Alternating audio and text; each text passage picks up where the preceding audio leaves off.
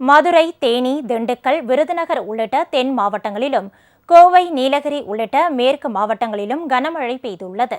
ஒரு சில இடங்களில் வீடுகளுக்குள் மழைநீர் புகுந்துள்ளதால் மக்கள் சிரமத்திற்கு ஆளாகியுள்ளனர். மதுரை மாவட்டம் உசிலம்பட்டி மற்றும் அதன் சுற்றுவட்டார பகுதிகளான தொட்டப்பநாயக்கனூர், உத்தப்பநாயக்கனூர், வெள்ளைமலைப்பட்டி, சேடப்பட்டி, சின்னக்கட்டளை, எழுமழை, உத்தப்புரம் உள்ளிட்ட பல்வேறு பகுதிகளில் நேற்று கனமழை கொட்டி தீர்த்தது. 2 மணி நேரத்திற்கும் மேலாக பெய்த மழையால் சாலையில் தண்ணீர் பெருக்கெடுத்து ஓடியது. 4 நாட்களாக மாலை நேரத்தில் பெய்யும் கனமழை காரணமாக பள்ளி மாணவர்களும் பொதுமக்களும் சிரமத்திற்கு ஆளாகினர். தேனி மாவட்டத்திலும் சுமார் 3 மணி நேரம் கனமழை பெய்தது. பெரியகுளம், போடி, கம்பம், ஆண்டிப்பட்டி என மாவட்டத்தின் அனைத்து பகுதியிலும் பெய்த மழையால் சாலைகள் வெள்ளக்காடாக மாறியது. தேனி பேருந்து நிலையம் குளம் போல் காட்சியளித்த காரணத்தால் வாகனங்கள் மிதந்து செல்லும் நிலை காணப்பட்டது. பிரதான சாலையிலும் ஆட்டோ, கார் போன்ற வாகனங்கள் தண்ணீரில் தத்தளித்தபடி சென்றன.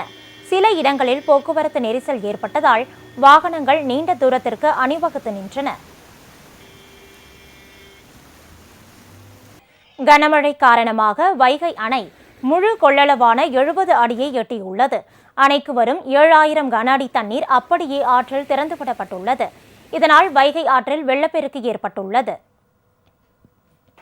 விருதுநகர் மாவட்டம் ஸ்ரீவில்லிபுத்தூர், சிவகாசி, வத்திராயிருப்பு, கான்சாபுரம், கூமாப்பட்டி சுற்றுவட்டாரத்திலும் கனமழை பெய்தது. இதன் காரணமாக கல்லணை ஆற்றுப்பாலம், லிங்கம் கோவில் ஓடை உள்ளிட்ட பகுதிகளில் நீர்வரத்து அதிகரித்து வெள்ளப்பெருக்கு ஏற்பட்டது. ராமச்சந்திரபுரம் முதல் புதூர் குன்னூர் செல்லும் சாலையில் தரைப்பாலம் மூழ்கியது. இதனால் பள்ளி மாணவர்கள் சிரமத்திற்கு ஆளாகினர். இப்பகுதியில் மேம்பாலம் அமைத்து தர வேண்டும் என பொதுமக்கள் கோரிக்கை விடுத்துள்ளனர்.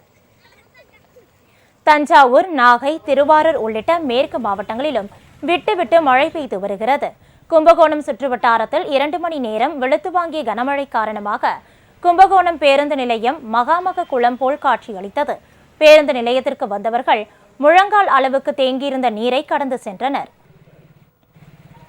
இதேபோல் கன்னியாகுமரி மாவட்டத்திலும் விடிய கனமழை கொட்டியது. இதனால் பேச்சிப்பாறை, பெருஞ்சாணி அணைகள் வேகமாக நிரம்பி வருகின்றன. திருப்பூர், கோவை, நீலகிரி மாவட்டங்களிலும் அவ்வப்போது கனமழை பெய்து வருகிறது. மேட்டுப்பாளையம், சிறுமுகை, காரமடை பகுதியில் பெய்த மழையால் தாழ்வான இடங்களில் தண்ணீர் தேங்கி நிற்கிறது.